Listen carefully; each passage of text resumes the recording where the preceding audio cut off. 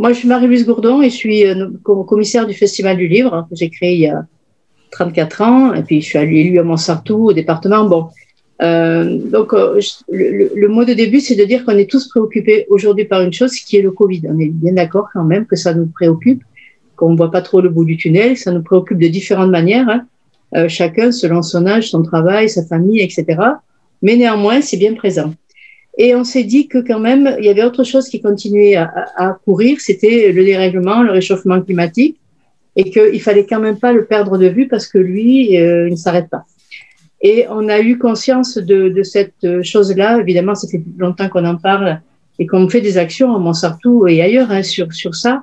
Mais il nous semble que ça va prendre une proportion peut-être importante rapidement et que les plus 1, plus 2 degrés annoncés sont déjà catastrophiques. Donc, on se dit que 1,5, il faudrait peut-être s'arrêter là. Alors, et on se dit aussi, mais qu'est-ce que nous pouvons faire? Alors, c'est ce que dit tout le monde, ce que dit tout le monde, tous les gens. Qu'est-ce qu'on peut faire, nous? On n'est rien au milieu de tout ça. Moi, je pense qu'on n'est pas rien. On est déjà une force parce qu'on est des citoyens engagés, qu'il y a des collectivités comme les communes, les agglos, les départements qui font aussi des plans, qui peuvent agir chacun à son niveau, que chacun dans sa vie professionnelle, familiale, on peut faire des choses, on peut s'économiser, on peut économiser son énergie, on peut faire du végétal. Enfin, je ne vais pas tout vous dire parce que c'est aussi le but de cette action, c'est on a conscience, qu'est-ce qu'on peut faire? Et nous, on va essayer de tous ensemble de proposer des démarches, des implications, des actions pour pas rester. Parce que rester les bras ballants, je crois que c'est le pire.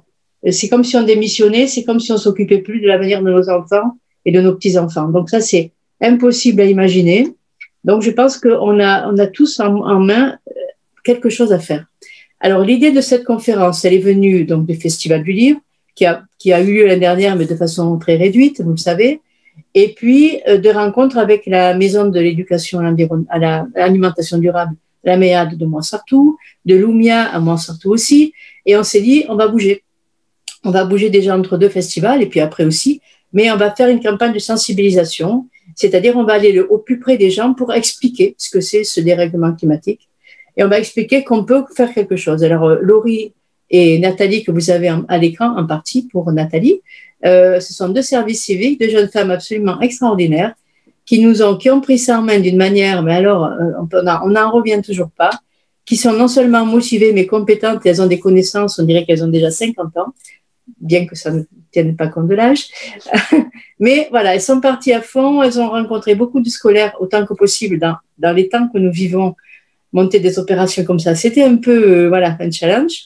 Mais on l'a fait, ils sont allés sur les marchés, à la médiathèque, on a la fresque du climat tous les samedis, puisque finalement, on peut le faire, ça.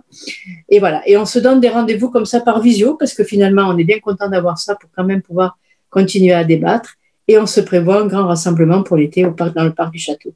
Voilà, en espérant que d'ici là, on puisse faire ça comme il faut. L'idée étant de sensibiliser, de faire comprendre et de donner envie d'agir. Voilà, c'est les grandes lignes de cette séquence que nous vous proposons. Alors, aujourd'hui, c'est la Biconf sur le climat, qu'est-ce que c'est, etc., comment ça marche et comment agit ce réchauffement. Et puis, la fois d'après, alors, ce sera le 28, notez la date, parce qu'on vous donne ce rendez-vous le 28 avril à 18h30, c'était un mercredi, et vous avez ici un monsieur qui s'appelle monsieur Joël Guyot, qui est lui-même directeur au CNRS ou scientifique du climat. J'ai oublié exactement votre fonction, mais vous allez le dire, je vais vous laisser la parole, et qui est à Marseille pour le GREC, c'est le groupement régional, j'ai pas ma note, mais ça fait rien, c'est un peu comme le GIEC, ce sont des recherches sur le climat. Donc c'est quelqu'un qui est déjà venu intervenir à Montsartou. Je vais lui laisser la parole parce que c'est lui qui interviendra aussi la semaine prochaine sur les impacts locaux, c'est-à-dire que comment dans notre région, dans notre département même,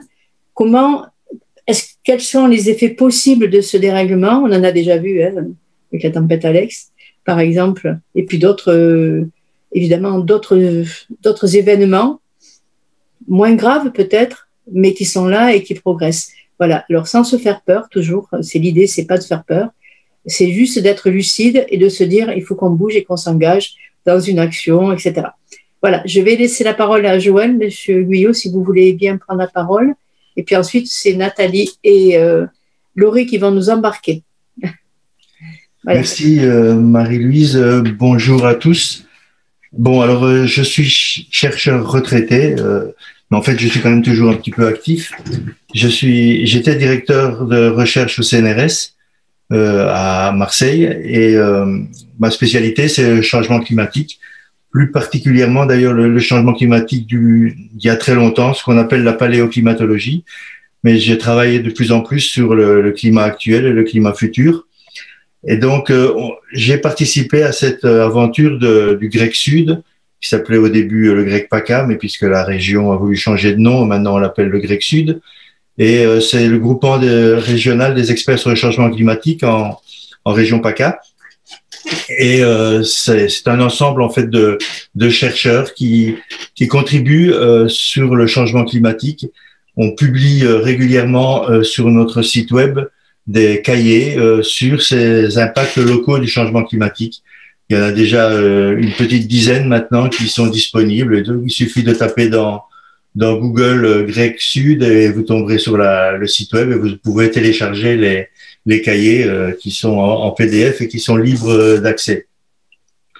Ce que j'ai fait aussi, c'est fonder un autre réseau qui s'appelle MEDEC, qui est un peu l'équivalent du grec, mais à l'échelle de la Méditerranée, de l'ensemble des pays méditerranéens. Et là aussi, on publie des rapports sur l'impact du changement climatique pour toute la région méditerranéenne. Donc, je suis beaucoup engagé sur cette problématique de transférer les connaissances sur le changement climatique aux décideurs, à la population, aux citoyens, à tout le monde. On essaye de faire passer l'information de manière la plus claire possible. Et c'est dans ce cadre-là que j'interviens et que j'interviendrai donc grâce à l'invitation de Marie-Louise le 28. Et voilà. Alors, ce que je vais raconter le 28, je vais vous dire ça en 2-3 mots. Je vais faire une présentation un peu générale du changement climatique. C'est quoi le changement climatique? Comment il se manifeste? Assez rapidement. Et puis après, je vais passer à l'échelon local et donner des exemples d'impact du changement climatique, des événements extrêmes comme la tempête qui a eu lieu l'année dernière, comme par exemple la diminution de neige sur les pistes de ski, les répercussions sur les forêts, l'agriculture, la ville et aussi la mer, la biodiversité, l'impact sur les espèces marines et terrestres et sur la santé également. Et bon, ça ne va pas, évidemment, ça va faire un tableau un petit peu noir, mais le but n'est pas de faire peur, comme ça a été dit. Le but est de montrer qu'il y a quand même des solutions, et ce sera la deuxième partie de mon intervention, c'est d'expliquer un peu comment on peut arriver aux objectifs qui ont été signés au moment des accords de Paris en 2015, qui est d'arriver à zéro émission, ce qu'on appelle le net zéro en 2050. Alors, on connaît l'origine des gaz à effet de serre, c'est essentiellement les hydrocarbures. Alors, arriver au net zéro, ça ne veut pas dire qu'on ne va plus du tout utiliser de pétrole d'ici 2050, mais que toutes les émissions qu'on va continuer à faire, eh bien, elles vont être compensées par d'autres actions, par exemple en stimulant les sols, la végétation, les forêts, qui sont capables de stocker du carbone. Et donc, le bilan devrait être de zéro en 2050, c'est demain 2050. Donc, il faut faire les choses de manière assez énergique pour y arriver. Et pour faire ça, eh bien, il faut mettre en place des mesures qui sont à la fois individuelles et collectives. Les pouvoirs publics, évidemment, ont leur part du jeu, mais les individus aussi. Mais on n'arrivera quand même pas à stopper immédiatement le réchauffement. Donc là, le changement climatique est quand même bien parti. Actuellement, on est à 1 degré de réchauffement au niveau de la planète, et au niveau local, c'est presque déjà 1,5 degré, et à certains endroits, même en montagne, 2 degrés. Donc, il faut s'adapter, et les conséquences sont déjà très claires. Et donc, à la fois, ce qu'on est amené à faire, c'est s'adapter au changement en cours et puis faire le maximum pour le limiter. Les accords de Paris nous disent 1,5 degré. ce qui veut dire localement plus, hein, mais 1,5 degré, c'est l'objectif chiffré. Et bon, pour y arriver, ben, on connaît les règles. Il faut en fait changer complètement son mode de fonctionnement. La société est basée sur le gaspillage. Toute notre économie est basée sur le gaspillage. Donc, il nous faut de la sobriété. Il nous faut limiter ce gaspillage aussi bien au niveau de l'énergie qu'au niveau de nos productions. Et donc, je vais essayer de montrer un petit peu les conséquences de notre façon de vivre et comment on peut y arriver finalement. Et ce ne sera pas si compliqué que ça. Ça veut pas dire qu'on va retourner à la bougie, parce qu'en fait, il y a énormément de co-bénéfices, ce qu'on appelle des bénéfices qui accompagnent les efforts qu'on peut faire. Par exemple, travailler pour avoir une meilleure alimentation, du bio, mais pas uniquement du bio, surtout du local, etc. Bien, ça a des bénéfices pour la santé, pour la vie sociale dans nos régions. Et donc, finalement, on a vraiment intérêt à aller dans un nouveau type de société. Voilà, je pense que je vais m'arrêter là. Donc, je vais essayer de vous faire comprendre un petit peu tous les enjeux qu'il y a autour de ce changement climatique. Merci, Monsieur Guyot. Là, je vais passer la parole à Laurie et à Nathalie, qui sont donc apprenantes à Lumia et excellent service civique chez nous. Merci à vous deux. Bonjour à tous. Merci beaucoup. Voilà. Bonjour à tous, merci beaucoup d'être là. Pour me présenter rapidement, donc Nathalie, ça fait 3 ans à peu près que je fais partie d'une association Citoyens pour le climat qui justement œuvre pour la sensibilisation sur les enjeux climatiques. Et donc, je suis arrivée à Montsartou en septembre pour suivre la formation à Lumia et j'ai commencé le service civique au centre culturel en janvier avec Laurie. Je vais vous présenter. Ouais, bonjour à toutes et tous, ravis aussi d'être ici tous ensemble. Donc, il y a 35 personnes qui sont là, on est très contente de tous vous voir. Donc oui, moi c'est Laurie. Je fais partie aussi d'une association axée sur la sensibilisation aux enjeux climatiques et énergétiques qui s'appelle Avenir Climatique depuis 3 ans. Donc c'est une association qui porte des actions auprès de différents publics, que ce soit des associations aussi, des entreprises, des jeunes étudiants, des grandes écoles ou des collèges et primaires, pour donner des clés de compréhension aux citoyens pour pouvoir guider une action juste et désirable. Et c'est cette association qui a créé la conférence qu'on va vous présenter aujourd'hui. Mais avant ça, on va peut-être parler un petit peu des détails logistiques de Zoom. Exactement. Donc là, on va vous proposer donc une conférence. On va faire un partage d'écran. Donc il y aura des diapositives affichées à l'écran pendant à peu près 45 minutes. Et ensuite, nous aurons des temps d'échange tous ensemble. Donc si vous avez des questions au cours de la conférence, on ne pourra pas y répondre directement. Mais ce qu'on fera, c'est qu'on y répondra dans la seconde partie. Donc n'hésitez pas à envoyer les questions dans le chat, la discussion en ligne, ou à garder vos questions pour les poser à la fin de la conférence. Et puis, on vous souhaite une super conférence. Voilà. Alors, j'essaie juste de mettre en version diaporama. Hop.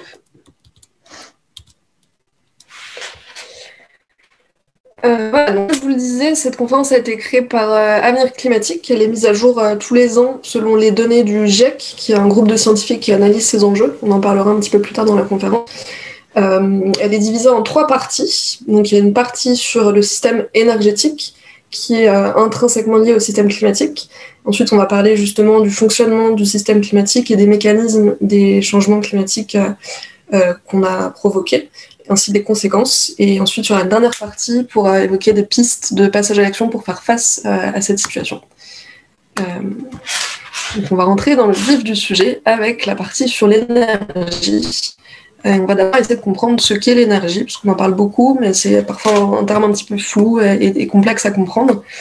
En fait, l'énergie, c'est ce qui caractérise le changement d'état d'un système. Donc, dès que quelque chose va changer, va être modifié, que ce soit une vitesse, une température, la forme d'un objet, il y a une énergie qui est mise en jeu.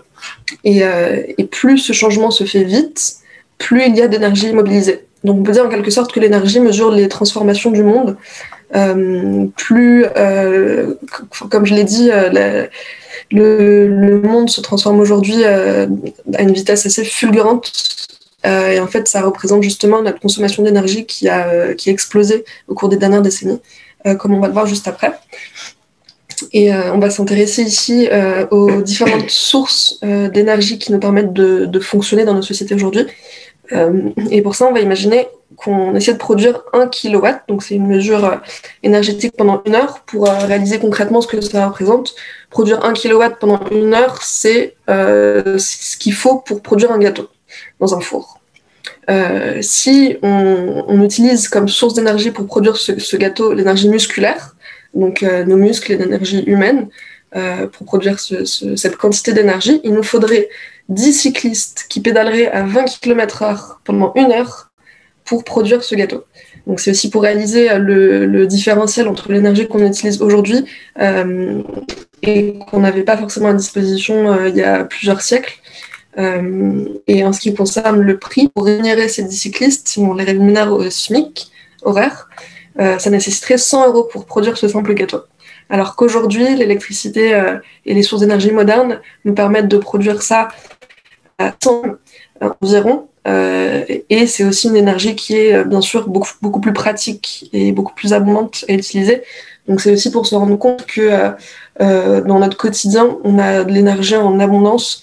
C'est quelque chose dont on ne se rend pas forcément compte, mais ça n'a pas toujours été le cas et ça nous permet aujourd'hui de faire des choses dingues qu'on n'aurait jamais pu faire sans ces sources d'énergie. Et justement, donc les sources d'énergie modernes, on va voir que toujours pour produire ce même kilowatt, donc pour produire ce gâteau, on aurait besoin, si on utilise de l'énergie solaire, de 50 mètres carrés de panneaux solaires qui fonctionneraient pendant 1 heure, ou bien d'une éolienne de 5 mètres de diamètre qui fonctionnerait pendant 1 heure. Donc ça, c'est des sources d'énergie qu'on appelle des énergies renouvelables. Mais c'est des productions qui sont variables parce qu'elles dépendent de la quantité de vent, de la quantité de soleil, et elles ne sont pas encore stockables à l'heure actuelle, même si des solutions sont en cours d'étude. Toujours pour produire ce kilowatt, on aurait besoin en énergie hydraulique de déverser 8000 litres d'eau à travers un barrage de 50 mètres de haut. Et dans des centrales thermiques, il faudrait une bûche de bois, l'équivalent d'une bouteille d'1,5 litre de gaz, l'équivalent d'un petit tas de charbon ou d'une canette de 33 centilitres de pétrole. Donc ces 3 sources d'énergie, le gaz, le charbon, le pétrole, c'est ce qu'on appelle les énergies fossiles. Et enfin, il faudrait une petite pincée d'uranium dans les centrales nucléaires pour produire ce gâteau et ce kilowatt. Donc tout ça, c'est pour vous montrer un peu le différentiel et voir un peu des ordres de grandeur sur les différentes sources qu'on utilise. Et c'est aussi pour montrer que les énergies fossiles, c'est vraiment aujourd'hui ce qu'il y a de plus pratique, de plus polyvalent. C'est ce qu'il y a en abondance et c'est pour ça qu'on en est dépendant, comme on va le voir tout de suite. Donc, qu'en est-il de la dépendance des énergies fossiles aujourd'hui ? Donc, on vient de voir que ce qu'est l'énergie est forcé de constater qu'elle est partout. Mais combien consomme-t-on réellement ? Donc, sur ce graphique, vous pouvez voir en axe horizontal une échelle de temps et en axe vertical la consommation des différentes ressources d'énergie pour l'année considérée, donc 2017. Sachant qu'ici, on va parler de sources d'énergie primaires, c'est-à-dire celles qu'on trouve dans la nature, à savoir l'uranium, le vent, le pétrole, le charbon, le gaz.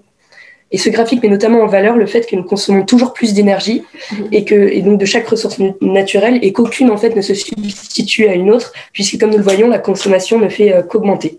On va voir maintenant ce qui se cache derrière cette zone grise par ordre notamment chronologique d'utilisation des énergies dans notre société. Donc d'abord, on trouve le bois qui reste une ressource aujourd'hui du monde et qui est consommée dans les pays en développement, notamment ou pour se chauffer. Et son utilisation dans de mauvaises conditions peut entraîner des problèmes respiratoires. On trouve ensuite le charbon qui représente 1/4 de la consommation mondiale d'énergie primaire et son utilisation a notamment accompagné les premières phases de la révolution industrielle. C'était le carburant des machines à vapeur et ensuite des premiers trains. Et aujourd'hui, le charbon est principalement utilisé pour la production d'électricité. Ensuite, on a le pétrole qui représente à lui seul 1/3 de la consommation d'énergie mondiale. Et vu qu'il est liquide et très facile à transporter, il est essentiellement utilisé pour le transport. Ensuite, et enfin, on a le gaz qui pèse pour 1/4 des consommations mondiales et qui sert majoritairement pour se chauffer et pour produire de l'électricité. Donc, à elles seules, les énergies fossiles que sont le pétrole, le gaz et le charbon représentent plus de 80% de l'énergie consommée par toute l'humanité. Et ensuite, pour le reste, ce n'est pas grand-chose. On a d'abord l'hydraulique qui est utilisé depuis récemment dans les barrages pour produire de l'électricité. le nucléaire, qui lui est utilisé également pour produire de l'électricité et qui compte pour 5% de la production d'énergie. Et enfin, les énergies renouvelables comme la géothermie, le solaire ou l'éolien, qui sont en plein développement, mais qui aujourd'hui ne comptent que pour environ 1% des sources d'énergie consommées dans le monde. Donc aujourd'hui, le monde repose en grande partie sur ces énergies fossiles qui ont grandement accompagné le développement de la société telle que nous la connaissons. Et sur le graphique, on voit qu'à chaque fois qu'on a découvert une nouvelle sorte d'énergie, celle-ci n'a pas remplacé une ancienne source d'énergie, mais au contraire, elle est venue se superposer aux autres. Donc, en fait, ce qu'on voit, c'est que la consommation d'énergie a augmenté bien plus vite que l'augmentation de la population. En 2017, la consommation mondiale d'énergie primaire représentait l'équivalent de 180 milliards de cyclistes qui pédaleraient pendant 7 jours sur 7, 24 heures sur 24. Donc c'est comme si nous avions chacun 25 personnes qui pédalaient en permanence pour répondre à notre demande d'énergie. Donc vous l'avez compris, nous sommes totalement dépendants des énergies, en particulier des énergies fossiles qui sont largement dominées par le pétrole et qui se retrouvent partout dans notre quotidien sans qu'on en ait forcément conscience, donc dans l'agriculture, les transports, les objets du quotidien, les villes, les équipements sportifs, les médicaments ou encore le maquillage. Mais est-ce que tous les pays consomment la même quantité d'énergie? En réalité, pas du tout. Si on prend l'exemple d'un pays en développement comme le Cambodge, qui ne consomme que 0,5 tonnes équivalent pétrole par habitant, on voit que par rapport à la France, qui en consomme 4, ou les États-Unis 7, on a un différentiel assez important. Dans le monde, la moyenne de consommation d'énergie par habitant est de 2 tonnes équivalent pétrole, qui s'explique notamment par les consommations des pays développés qui vont tirer cette moyenne vers le haut. Ainsi, une partie des populations des pays dits pauvres, tels que le Cambodge, n'ont pas accès à un confort énergétique de base. Donc, il est normal que ces derniers souhaitent aspirer à davantage de consommation d'énergie. Disposer d'un accès à l'énergie fait quand même partie des droits humains. Cependant, il est important de souligner qu'il convient de trouver un équilibre en fait, entre des situations de précarité énergétique et un gaspillage à outrance. Et c'est aujourd'hui un des enjeux clés de réussir à accompagner les pays en développement pour qu'ils accèdent aux services dont ils ont besoin sans reproduire un modèle de développement. Pour conclure, voilà, l'énergie, on l'a vu, elle est présente partout dans notre quotidien. Elle a accompagné en fait tout ce développement de la société telle qu'on la connaît. De toutes les sources d'énergie, ce qui est important de se souvenir, c'est que c'est le pétrole qui est de loin la plus polyvalente et la plus utilisée. Et ainsi, plus de 80% de l'énergie consommée dans le monde, elle est issue des énergies fossiles.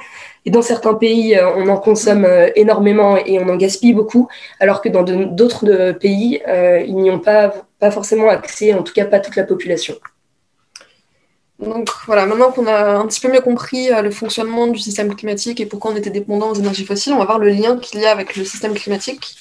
Et d'abord, essayer de comprendre certains éléments clés du fonctionnement de ce système climatique. Et ce qui est fondamental d'abord d'avoir à l'esprit, c'est de bien comprendre la différence entre météo et climat, parce que c'est une confusion qui se fait de temps en temps.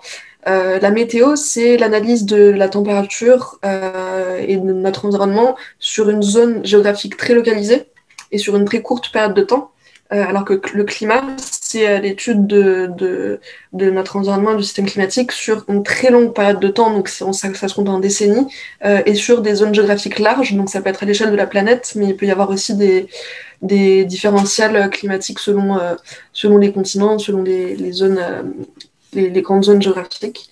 Donc voilà, on entend souvent des amalgames, par exemple d'arguments climato-sceptiques de personnes qui disent que il fait très froid en mars et du coup il n'y a pas de réchauffement climatique, ou inversement.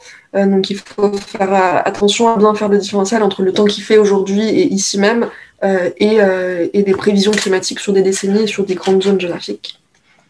Un autre principe fondamental à comprendre, c'est le principe de l'effet de serre.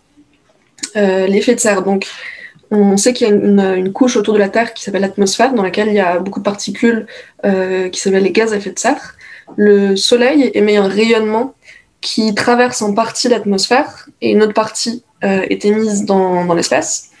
Et ce rayonnement est capté par la Terre, qui s'échauffe et qui rayonne à son tour. C'est un rayonnement qui est un petit peu différent, qui s'appelle le rayonnement infrarouge. une partie de ce rayonnement traverse l'atmosphère et est émise vers l'espace, mais une partie qui est en fait piégée par les gaz à effet de serre qui sont tout autour qui sont dans l'atmosphère. Une partie de ce rayonnement donc, est piégée par ces gaz à effet de serre qui les renvoie vers la Terre, qui s'échauffe et qui renvoie à son tour. Et c'est quand même un petit peu, on prend souvent l'image d'une couverture qui est autour de la Terre et qui capte donc les rayonnements solaires. Et en fait, ce qui est aussi important de comprendre, c'est que cet effet de serre, il est naturel, il est bénéfique, parce que sans effet de serre, la Terre serait entièrement gelée et la température à la surface de la Terre serait de moins 18 degrés. Et donc l'effet de serre, c'est ce qui a permis les conditions de la vie sur Terre. Donc c'est quelque chose, un élément naturel de notre système qui nous a été bénéfique.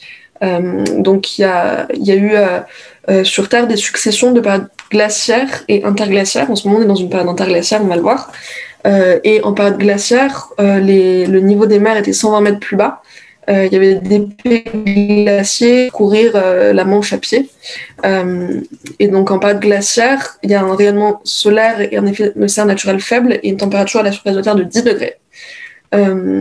Et donc actuellement, on est dans une ère interglaciaire avec une température à la surface de la Terre de 15 degrés. Ça veut dire qu'entre la période glaciaire et interglaciaire, il y a une augmentation de 5 degrés de la température, mais ça s'est fait sur une période de 10 000 ans. Et on va voir après que ce qui est important à comprendre dans le changement climatique actuel, c'est vraiment la vitesse du changement. Parce qu'on prévoit d'avoir une augmentation de température qui peut aller jusqu'à 5 degrés, mais c'est un changement qui va se faire en 100 ans et pas en 10 000 ans, ce qui va poser de réels problèmes d'adaptation. Et on va le voir ensuite. Donc, je ne sais pas pourquoi le slide... Ah, voilà. Le système climatique est composé de 5 éléments. On a l'hydrosphère qui comprend les océans, les lacs, les rivières, les nappes phréatiques également, donc toutes les surfaces aquatiques. Les surfaces continentales. Il y a également l'atmosphère, dont on a un petit peu parlé. La cryosphère, qui comprend les glaciers et les calottes glaciaires. Et enfin, la biosphère qui comprend le vivant marin et terrestre et qui comprend nous aussi, qui fait partie de la biosphère. Ça, c'est un système qui fonctionne à l'équilibre. Donc, il y a énormément de cycles, le cycle du carbone, le cycle de la pluie, qui fonctionnent de façon équilibrée. Et c'est un système complexe où tous les éléments sont interconnectés et une action sur une partie de ces systèmes peut impacter les autres dans un effet en chaîne. Et en fait, depuis plusieurs décennies, depuis la révolution industrielle, les activités humaines sont venues complètement déséquilibrés, sont en train de déséquilibrer ces systèmes qui étaient à l'équilibre. C'est comme si on était venu mettre un petit grain de sable dans l'engrenage de la machine climatique. Et c'est ce qu'on va analyser maintenant. Donc maintenant que vous avez eu un petit aperçu sur le fonctionnement du système climatique, on va s'intéresser à l'impact de l'homme sur celui-ci. Donc comme vous venez de le voir, le climat, c'est un système complexe qui ne peut pas s'appréhender simplement. Donc le GIEC, c'est le groupe d'experts intergouvernemental sur l'évolution du climat. Il a été créé dans les années 80 par l'ONU et l'Organisation mondiale de la météo pour fournir aux responsables politiques des évaluations scientifiques concernant les changements climatiques en vue de les aider à définir des orientations. Donc le travail du GIEC consiste principalement à analyser toute la littérature scientifique publiée. On parle ici de dizaines de milliers de publications en lien avec l'évolution du climat pour en faire une synthèse. Donc le GIEC ne réalise pas lui-même des recherches scientifiques. En 30 ans, on en est à l'édition du 5e rapport et le 6e est en route pour 2022. Et le diagnostic du GIEC est très clair sur 2 points cruciaux. Premièrement, l'homme est responsable de l'accélération du changement climatique et cela ne fait plus aucun doute. Et deuxièmement, il est important de limiter autant que possible la hausse de la température, c'est-à-dire idéalement à 2 degrés, pour éviter toute accélération de la machine climatique, puisque plus la température augmente et plus les conséquences seront importantes et difficiles à modéliser. Donc pourquoi est-ce que je vous ai parlé d'énergie tout à l'heure ? C'est parce que notre consommation d'énergie fossile émet énormément de dioxyde de carbone. Les énergies fossiles sont constituées principalement de l'élément carbone, qui du coup, lorsqu'il est émis, s'associe avec les molécules d'oxygène présentes dans l'air pour se transformer en gaz, le dioxyde de carbone. Donc sur le graphique, on voit que les émissions de dioxyde de carbone sont totalement corrélées à notre consommation des 3 grandes énergies fossiles. Et sur le graphique de droite, vous pouvez voir 2 nouvelles couleurs. En jaune, ça représente le changement d'usage des sols, qui renvoie notamment en fait aux émissions de dioxyde de carbone dues à la déforestation et à l'augmentation de la surface agricole. Et en gris, vous avez toutes les émissions de dioxyde de carbone liées aux procédés chimiques industriels, comme par exemple pour produire du ciment. Donc notre utilisation d'énergie fossile, c'est la première source d'émissions de dioxyde de carbone. Dans les années 2000, nos émissions de carbone étaient dues à 88% à des émissions directes liées à l'agriculture, à nos consommations d'énergie, et à 12% à des émissions indirectes, notamment liées à la déforestation. Or, le cycle naturel du carbone fait que 45% du dioxyde de carbone finit dans l'atmosphère, 29% est absorbé par la biosphère, c'est-à-dire les forêts, les prairies, les algues, et 26% se dissolvent dans les océans. Donc pour l'instant, ces 3 puits de carbone naturels vont empêcher que la majorité de nos émissions finissent dans l'atmosphère et contribuent au réchauffement global. Mais cependant, plus nous émettons de CO2, plus ces puits de carbone naturels vont stocker rapidement du carbone. Et au bout d'un certain seuil, certains scientifiques prévoient que ces puits vont arriver à saturation. Et c'est l'un des effets en fait, d'emballement dangereux du changement climatique que l'on peut craindre. Ensuite, le GIEC a effectué plusieurs simulations pour tirer différents scénarios ou trajectoires pour l'avenir qui dépendent de la quantité de gaz à effet de serre qu'on va émettre dans le futur et que vous pouvez observer sur le graphique de droite. Donc, comme vous pouvez le constater, en fonction de la trajectoire suivie, l'impact sera très différent. Si on adopte la trajectoire bleue, qui est relativement optimiste, nous n'ajouterons que plus 1 degré, nous n'ajouterons que quelques dixièmes de degrés supplémentaires au plus 1 degré déjà émis, et nous aurions de bonnes chances de rester sous les 2 degrés. Malheureusement, on s'approche davantage de la trajectoire rouge, qui est la pire, selon laquelle nous atteindrons un réchauffement moyen de plus 4 à plus 12 degrés d'ici 2300. Donc je vous laisse en imaginer les conséquences. Et comme on l'a vu, les émissions de gaz à effet de serre continuent d'augmenter. Or, en augmentant, en fait, ces émissions de gaz à effet de serre provoquent un effet de serre qui lui-même va augmenter les températures, ce qui peut provoquer en fait d'autres effets qui auront aussi une incidence sur le climat de la Terre. On parle de rétroaction positive lorsque le réchauffement climatique en fait va entraîner son propre renforcement. Et dans ce cas, il y a un fort risque d'emballement du système. Ainsi, plus il va faire chaud, plus le réchauffement est renforcé, et plus il va faire chaud, et ainsi de suite.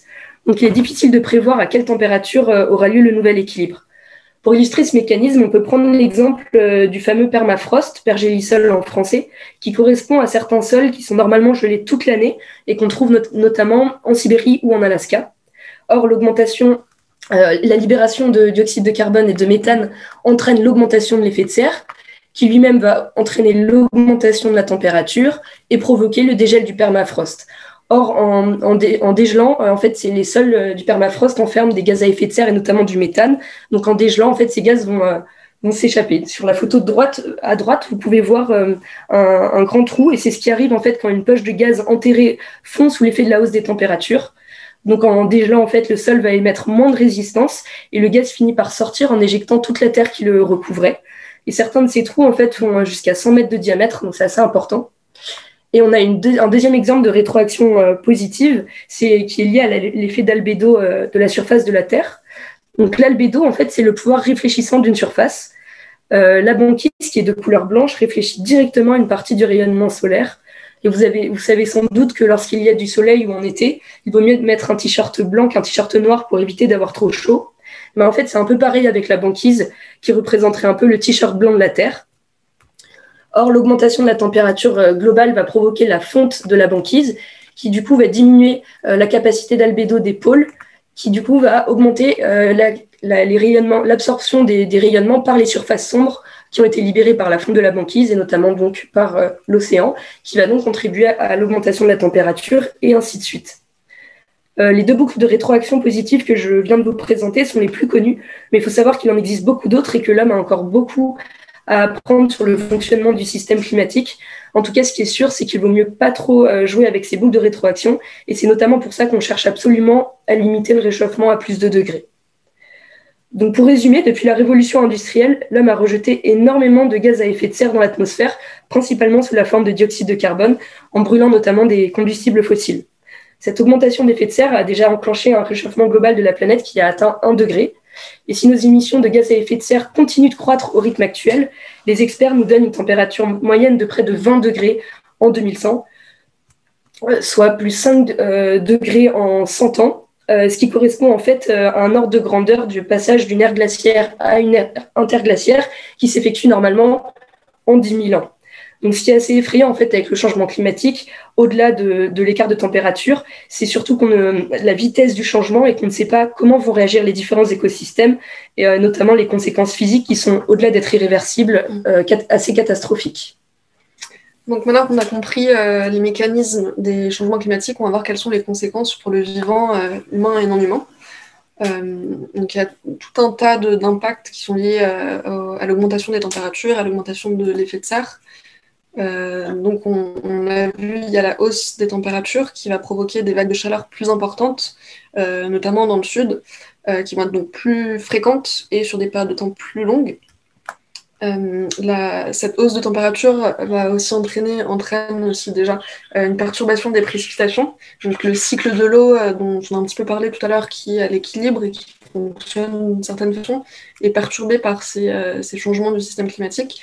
Et ça va être assez inégal selon les parties du globe. Il y a des endroits où il va y avoir beaucoup plus de pluie et ça pourrait provoquer des crues.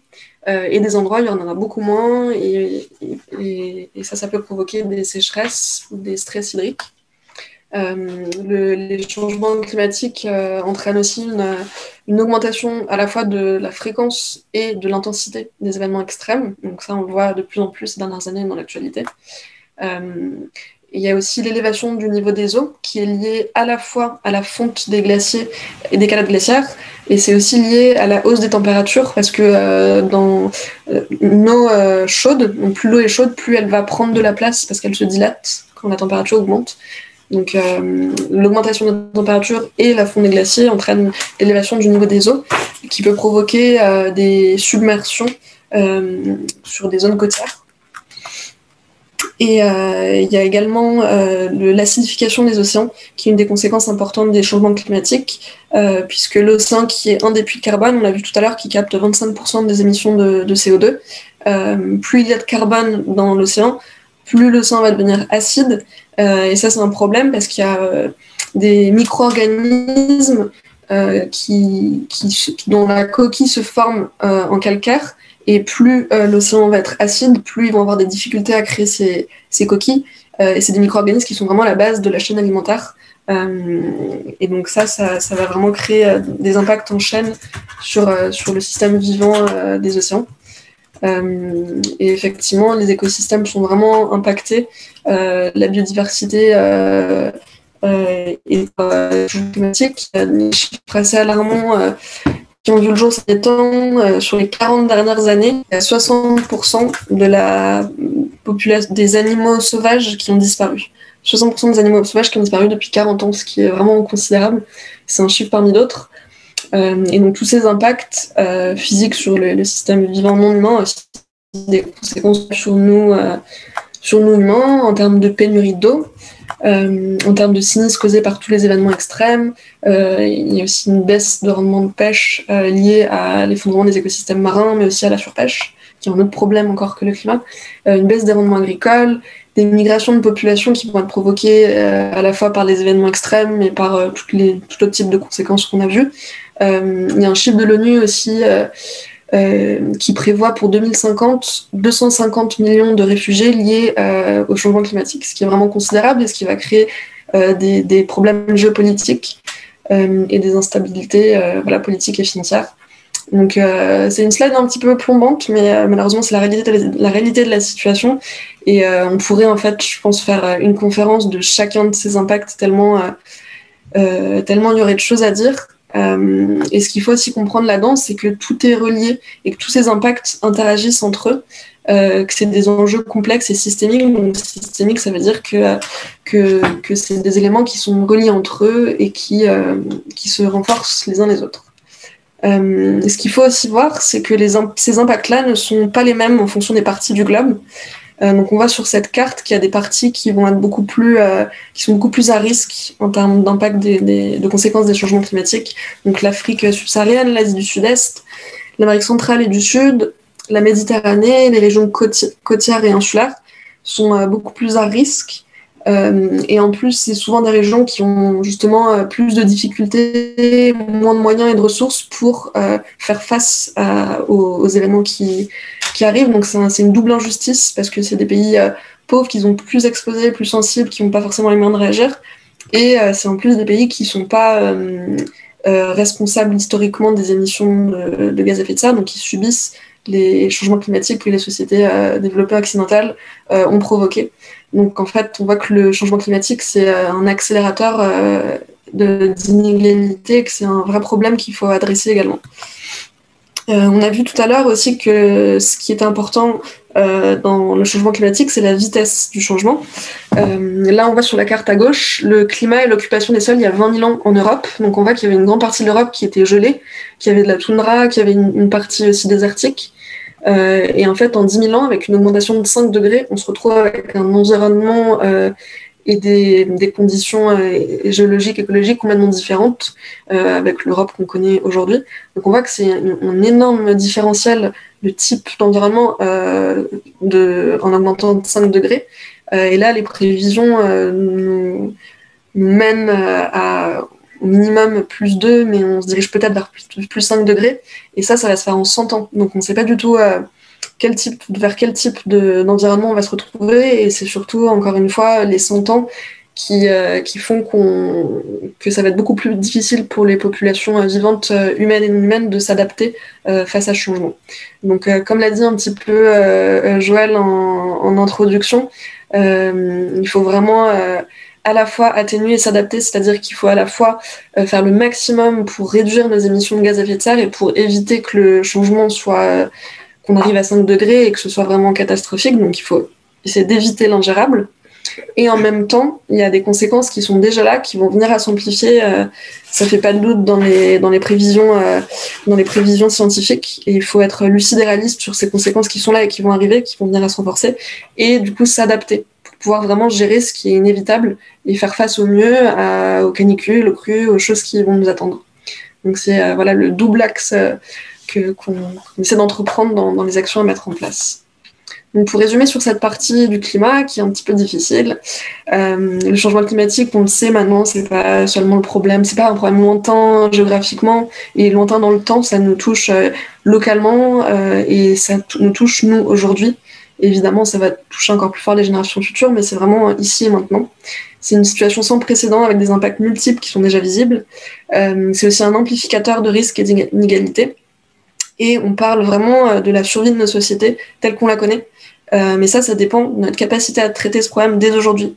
Et l'ampleur des changements et de ce qui va arriver, ça dépend réellement de l'ampleur de nos actions aujourd'hui. Et les pires scénarios sont évitables. Ça dépend de nos actions et c'est ce qu'on va voir dans la troisième partie qui, on l'espère, va être un petit peu plus motivante et dans l'action. Donc après tous ces constats, il semble difficile un peu de se projeter dans le futur, mais heureusement la prise de conscience progresse chaque jour et il existe plein d'alternatives pour que chacune et chacun trouve sa place dans ce monde en changement. Donc on va d'abord revenir évidemment au nœud du problème, l'énergie et le climat. Donc, comme on l'a vu, selon l'évolution de nos émissions de gaz à effet de serre, plusieurs futurs s'offrent à nous. Face au changement climatique, et dans le cadre de l'accord de Paris de 2015, les États se sont fixés la fameuse limite des plus 2 degrés à ne pas dépasser d'ici 2100 par rapport à l'ère pré-industrielle, c'est-à-dire 1850. Or, pour la respecter, il nous reste 3 ans pour stabiliser nos émissions et comme on l'a vu, elles augmentent d'année en année. Ainsi, donc, chaque État s'est engagé à travers une feuille de route pour limiter ses émissions de gaz à effet de serre. Le problème, c'est qu'en compilant tous ces engagements, qui ne sont que déclaratifs, d'ailleurs, notons-le bien, on arrive sur une trajectoire qui profile un réchauffement entre plus 2,3 à 3,5 degrés, ce qui est au-dessus de la volonté initiale de ne pas dépasser les plus 2 degrés. Et il faut savoir que depuis une vingtaine d'années, en fait, l'ONU essaye d'obtenir un consensus avec tous les États en imposant des quotas d'émissions à ne pas dépasser pour chaque pays. Mais les négociations n'ont jamais réellement abouti sur des actions concrètes. Donc aujourd'hui, c'est à l'ensemble des acteurs de la société civile de se mobiliser pour faire avancer la lutte contre le changement climatique. Et on va déjà voir d'où viennent ces fameuses émissions de gaz à effet de serre. Donc sur ce diagramme circulaire, vous allez pouvoir voir la décomposition de l'effet de serre additionnel qui est dû aux gaz émis par l'homme en 2017 à l'échelle mondiale. Donc ici, les différents gaz à effet de serre ne vont pas être comparés en volume d'émissions, mais bien par rapport à leur impact sur le réchauffement climatique, puisqu'ils n'ont pas tous le même impact ni la même durée de vie. Pour comparer, un dernier petit élément important, c'est l'étalon qui a été fixé, c'est le dioxyde de carbone. Donc on va parler de dioxyde de carbone équivalent. Donc le fameux dioxyde de carbone, qui est issu des combustibles fossiles, à savoir le pétrole, le gaz et le charbon, est notamment émis par la déforestation et d'autres sources comme les processus industriels, et donc il représente 75% des émissions. Ensuite, on va trouver le méthane, qui est notamment formé dès qu'une matière organique va se décomposer dans un milieu avec peu d'oxygène. On parle de mécanisme d'anaérobie, et qui va se retrouver notamment dans la fermentation des estomacs des ruminants, dans les rizières, dans les décharges, les brûlis. Ensuite, on trouve le protoxyde d'azote, qui a été également appelé oxyde nitreux ou gaz hilarant, et qui, lui, provient des engrais et de l'industrie chimique. Et pour finir, les gaz fluorés, comme le chlorofluorocarbure ou l'hydrofluorocarbure. Et donc, contrairement au dioxyde de carbone, au méthane et au protoxyde d'azote, qui ont des sources naturelles et qui sont progressivement assimilées par l'environnement, les gaz fluorés sont 100% synthétiques et quasi indestructibles, donc il ne faut absolument pas les négliger. Et donc, la question qu'on se pose, c'est combien de temps on va pouvoir continuer à émettre autant de gaz à effet de serre? Pour répondre en partie à cette question, en fait, le GIEC a attribué des budgets carbone à ne pas dépasser. Donc, ce qu'il faut savoir, c'est que depuis 1850, on a émis 1940 milliards de tonnes de CO2 équivalent, représentés par les 10 petits nuages sur la diapositive. Pour limiter le réchauffement climatique à plus 1,5 degré, notre budget restant s'élève à environ 420 milliards de tonnes de CO2 équivalent, donc 2 petits nuages sur le graphique. En fait, ça reviendrait à laisser 90% des énergies fossiles connues à ce jour dans le sol. Et pour limiter le réchauffement climatique à plus 2 degrés, notre budget restant s'élèverait à environ 1170 milliards de tonnes de CO2 équivalent, ce qui reviendrait en fait à laisser dans le sol 73% des énergies fossiles connues à ce jour. Ce qu'il faut savoir, c'est qu'aujourd'hui, nous émettons 50 milliards de tonnes de dioxyde de carbone au niveau mondial. Et à ce rythme, il nous reste une vingtaine d'années avant de dépasser notre budget de plus 2 degrés, et moitié moins avant de dépasser le budget 1,5 degré. Donc, ce qui en suit, c'est qu'il faut absolument mettre en place une transition à la hauteur du nécessaire et notamment changer nos modes de vie en profondeur. Et pour cela, la première solution, c'est déjà de commencer à réduire notre consommation dès aujourd'hui, car toute l'énergie et les tonnes de dioxyde de carbone épargnées, c'est du temps gagné. Alors, je ne sais pas si vous avez déjà entendu parler de la problématique du pic pétrolier. Ça inquiète pas mal de monde et c'est un peu normal puisqu'on a vu que le pétrole, c'était notre principale source d'énergie dans le monde. Mais d'un point de vue climatique, en fait, il reste largement encore assez d'énergie fossile pour achever de dérégler profondément le climat, notamment au-delà des limites où on pourrait envisager la survie des sociétés humaines telles que nous les connaissons. Et c'est pourquoi la transition énergétique doit anticiper cette raréfaction des énergies fossiles. Donc sur cette diapositive, vous pouvez voir l'ensemble des réserves connues d'énergie fossile converties en émissions de gaz à effet de serre. Et pour limiter le réchauffement climatique à 2 degrés, il nous faudrait donc... excusez-moi. Oui, donc pour la consommation d'énergie en France, en fait, le nucléaire représente que 75% de l'énergie qu'on consomme. Mais ces 75% représentent de l'électricité et non pas de l'énergie comme on l'a présenté avant. Si on considère toutes les formes d'énergie, en considérant aussi le carburant ou le bois, les ressources fossiles sont à l'origine de près de 70% de l'énergie consommée en France. Donc, on peut voir à quoi ressemblerait sur ce graphique l'énergie à l'horizon 2050. D'après son négawatt, qui produit des scénarios énergétiques. On pourrait multiplier par 4 la quantité d'énergie renouvelable en France. Et si on garde que ces énergies, il faudrait se débrouiller en 2050 avec seulement 40% de l'énergie actuelle, comme vous le voyez sur le graphique. Si on ajoute en plus la même quantité d'énergie nucléaire qu'aujourd'hui, en prolongeant au maximum la durée de vie de nos centrales, on atteint les 60% de l'énergie actuelle. Et enfin, si on ajoute les combustibles fossiles en divisant par 6 leur utilisation par rapport à aujourd'hui, pour atteindre la neutralité carbone, on attend presque les 80% de l'énergie actuelle. Et en fait, cet exercice, il a surtout pour but de montrer qu'avec un développement très ambitieux des énergies renouvelables, elles ne suffisent pas à elles seules à se substituer aux énergies non renouvelables. Ainsi, la transition énergétique, que ce soit en France ou dans le monde, nécessite donc de repenser notre mode de vie pour économiser de l'énergie en passant notamment par la sobriété, l'efficacité et l'efficacité énergétique. Donc pour essayer de comprendre où agir, il faut aussi comprendre d'où viennent nos émissions. Et il y a 3 façons de voir ce problème, principalement. Donc si on regarde les émissions par secteur d'abord, on voit sur le graphique ici l'origine des émissions de gaz à effet de serre au niveau mondial. On voit que c'est principalement le secteur énergétique qui émet des gaz à effet de serre, avec ensuite l'agriculture et le changement d'usage des sols à 24%, l'industrie à 21%, et à 14% les transports, les bâtiments à 7%. En France, la situation est un petit peu différente. Le secteur énergétique est moins émetteur de gaz à effet de serre, puisque au niveau métropolitain, il est basé surtout sur le nucléaire, même si les émissions importées ne donnent pas forcément le même résultat, on le verra après.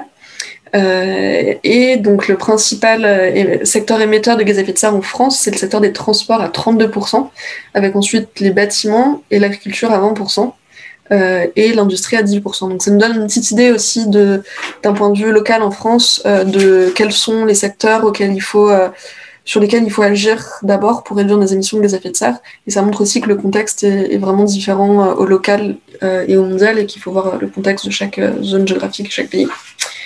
Si on regarde les émissions justement par pays, on voit ici que les émissions de gaz à effet de serre par an, et on voit que l'Asie arrive en tête avec 53% du total des émissions, et la Chine avec 27%. Ensuite, il y a les États-Unis avec 15% et l'Europe avec 10% environ. Ce qu'il faut aussi regarder, c'est les émissions de gaz à effet de serre cumulées depuis 1850. Si on regarde ce cumul, on voit là la responsabilité historique de l'Europe et des États-Unis dans les émissions de gaz à effet de serre. Là, on parle d'émissions de gaz à effet de serre sur une année, mais il faut aussi rapporter ces émissions en fonction de la population, du nombre d'habitants de chaque pays, parce que ça donne pas le même résultat. Donc si on regarde les émissions par habitant, on voit sur ce graphique qu'au niveau mondial, les émissions de gaz à effet de serre individuelles s'élèvent à 5 tonnes de CO2 par habitant, alors qu'aux États-Unis, par exemple, c'est 4 fois plus. On est à 20 tonnes, en France à 7, et en Chine à 9, en Inde à 2. Donc on voit aussi là l'inégalité des émissions par habitant en fonction des pays.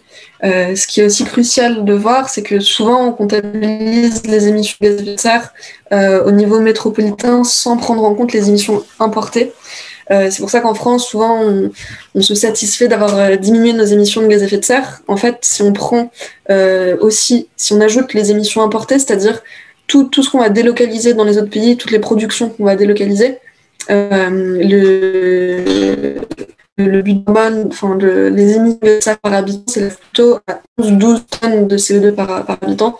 Et les chiffres sont pas toujours accessibles dans les émissions exportées. Donc en Chine, par exemple, on ne sait pas exactement à combien s'élèverait si on déduisait toutes les émissions qui sont liées aux achats, à la consommation des pays occidentaux. Donc c'est important d'avoir à l'esprit cette question des émissions importées, exportées, parce que c'est souvent invisible et non dit, mais ça reste important, c'est aussi notre responsabilité.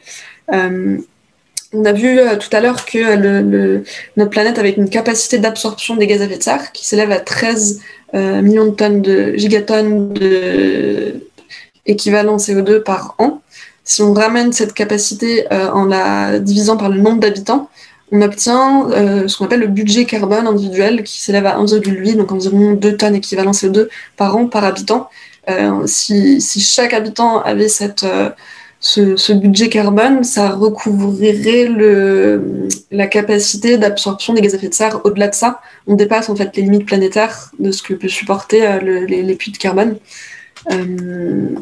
Et on va voir ensuite dans l'autre partie des solutions que c'est un budget qui est très difficile à tenir, et on verra quelle piste de solution il peut y avoir. Donc là, par rapport à toute cette situation, d'où viennent les émissions, etc., tout ce qu'on vous dit dans cette conférence, c'est basé sur des données scientifiques d'émissions de carbone. Et ensuite, le choix entre les solutions à mettre en œuvre, c'est une discussion plutôt politique qui va un petit peu au-delà de la conférence. Mais nous, on peut quand même vraiment vous parler des pistes de solutions axées sur des chiffres et sur qu'est-ce qui a le plus d'impact en termes de réduction de nos émissions individuelles et en termes de réduction d'émissions collectives et sectorielles. Donc, c'est ce qu'on va voir tout de suite. Il y a une transition à toutes les échelles qui est indispensable, et chaque chaque mode d'action est complémentaire et on va voir ces pistes de solutions à titre individuel, sectoriel et collectif. Donc dans ces changements sectoriels, on a aussi un pouvoir et un impact certain à travers le métier qu'on choisit d'exercer ou à travers nos choix de consommation, puisqu'on peut privilégier des critères de durabilité et d'utilité. Et c'est une manière en fait de les légitimer et donc de les faire exister. On a vu qu'on pouvait agir collectivement à travers notre engagement et notre mobilisation, mais les choses changent aussi beaucoup du côté des entreprises qui s'organisent pour tendre vers une transition, et c'est ce que l'on va voir avec les évolutions sectorielles sociétales. Ainsi, la transition est déjà visible dans 4 grands secteurs d'activité. On a la transition énergétique, dans laquelle l'enjeu est triple. Premièrement, diminuer la consommation d'énergie via la sobriété énergétique, améliorer l'efficacité énergétique, et enfin décarboner la production grâce notamment au développement des énergies renouvelables. On a ensuite la transition numérique, qui est, il faut le dire, un formidable outil d'analyse et de partage des données au service des autres transitions. Mais il ne faut cependant pas oublier les impacts cachés, puisque toutes les données, les ordinateurs, les tablettes et les smartphones consomment non seulement de l'énergie, mais aussi beaucoup de ressources naturelles. Ainsi, il faut bien garder en tête que la dématérialisation de l'économie ne signifie pas pour autant une diminution des ressources consommées. La troisième grande transition, c'est la transition sociale et solidaire, qui va prôner une consommation plus raisonnée, même s'il convient de faire le tri entre les vraies bonnes initiatives et le positionnement marketing de certaines entreprises qui peut être parfois trompeur. Et enfin, la transition agricole, qui va en fait induire cette nécessité de réapprendre à produire une alimentation saine, de saison et de qualité, pour être notamment compatible avec la durabilité des écosystèmes. Et cette transition, elle va mobiliser aussi bien des savoir-faire anciens que des nouvelles techniques pour inventer l'agriculture de demain. Il y a un certain nombre d'activités économiques actuelles qui ne sont absolument pas compatibles avec la limitation du réchauffement climatique, puisqu'elles ne s'inscrivent pas dans un cadre de sobriété. Les défis technologiques à résoudre sont trop importants. Parmi ces secteurs, il faut donc trouver des outils pour réorganiser les activités économiques et des solutions de soutien pour l'emploi et la formation dans les autres secteurs. Donc il faut faire un choix entre les différentes solutions, et ce choix est une question politique qui dépasse le cadre de cette conférence, comme Laurie l'a dit plus tôt. Mais ce qui est sûr, c'est que plus ces changements seront anticipés et plus ils seront faciles à gérer, et que de toute façon, si rien n'est fait, les conséquences pour le changement climatique seront encore pires pour l'économie, et c'est donc une question collective qui dépasse notre cadre individuel. Mais en tant qu'individu, on peut quand même agir sur 2 leviers. Le premier, c'est en démocratie, on peut influencer les choix collectifs via notamment notre droit de vote. Et en second lieu, c'est nos choix de consommation qui constituent un deuxième droit de vote qui est relativement important, puisqu'à chaque fois qu'on va acheter quelque chose, on va favoriser une marque ou une entreprise. Donc si on favorise des solutions décarbonées, les entreprises et les politiques seront un jour forcées de s'adapter et d'accélérer les transitions. De la même manière qu'un oiseau migrateur n'attend pas d'aller à l'école pour apprendre le chemin vers les pays chauds, il imite ses congénères. En tant qu'individu, l'homme, comme tous les êtres vivants, a aussi cette capacité d'influencer son entourage par ses actions et son mode de vie. Et en fait, il est beaucoup plus facile d'inciter au changement en agissant au quotidien, plutôt qu'en essayant de démontrer la pertinence de ses actions par de beaux discours. Ainsi, à l'échelle individuelle et devant la multitude des changements et des actions possibles, il n'est pas toujours facile de s'y retrouver et de savoir par où commencer. Donc, on va essayer d'y voir plus clair avec ce graphique qui représente l'empreinte carbone moyenne des Français, qui s'élève à environ 2 tonnes équivalent CO2 par habitant, à travers donc, les différents postes d'émissions sur lesquels nous pouvons agir à l'échelle individuelle, sachant que l'objectif est donc de ramener ces émissions de gaz à effet de serre à 1,8 tonnes équivalent CO2 par personne et par habitant, ce qui correspondrait en fait à une division par 4 de notre budget carbone individuel pour la France, et à titre informatif, pour les États-Unis, c'est de 12. Et ainsi, dans nos choix quotidiens, en fait, on a déjà le pouvoir de réduire de manière importante notre empreinte carbone, qui correspond donc en fait à notre impact sur le climat. Ainsi, les petits éco-gestes comme éteindre la lumière ou débrancher la multiprise, c'est déjà une bonne base pour s'éduquer et commencer à changer ses habitudes au quotidien. Mais en réalité, elles n'ont que très peu d'impact en matière d'émissions, on ne va pas se mentir. Cependant, il y a 4 secteurs principaux sur lesquels on peut fournir de gros efforts. Et donc, sur le graphique à droite, vous pouvez voir quelques exemples d'actions et l'impact carbone correspondant. La barre bleu clair verticale représente la neutralité carbone à idéalement ne pas dépasser en sommant l'ensemble de nos activités quotidiennes. Donc les 4 grands secteurs principaux sur lesquels on peut agir à titre individuel, c'est tout d'abord le transport. En effet, un seul aller-retour Paris-New York en avion dans l'année dépasse à lui seul le budget carbone alloué par personne et par an.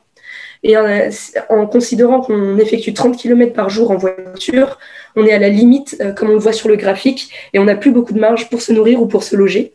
Ainsi, en ville, il faut privilégier les transports en commun et le vélo, et si on n'a vraiment pas le choix, favoriser le covoiturage pour la voiture. En termes d'alimentation, il faut avant tout réduire sa consommation de viande, qui est fortement émettrice de gaz à effet de serre, et privilégier des fruits et des légumes de saison, cultivés et produits localement au maximum pour en limiter le transport. En ce qui concerne le logement, la clé, c'est la rénovation des bâtiments pour moins consommer d'énergie, changer une chaudière qui fonctionne au fioul ou au gaz par des alternatives bas carbone comme le bois ou les pompes à chaleur. Mais avant tout, en fait, c'est d'être sobre dans notre usage du chauffage en baissant la température ou en diminuant la surface à chauffer. Et enfin, le dernier secteur concerne les achats. Ainsi, en achetant d'occasion ou reconditionné, en choisissant des produits qui ont une durée de vie plus importante, en faisant attention à notre impact sur le numérique et envahit nos vies, on peut réduire notre empreinte carbone. Et pour information, regarder un film à la télévision est beaucoup moins émetteur que regarder, par exemple, un film en ligne, en streaming. Bien entendu, il n'est pas nécessaire de viser la neutralité carbone dès aujourd'hui. De toute façon, c'est quasiment impossible car les sociétés et les modèles économiques actuels ne sont absolument pas adaptés pour décarboner notre quotidien.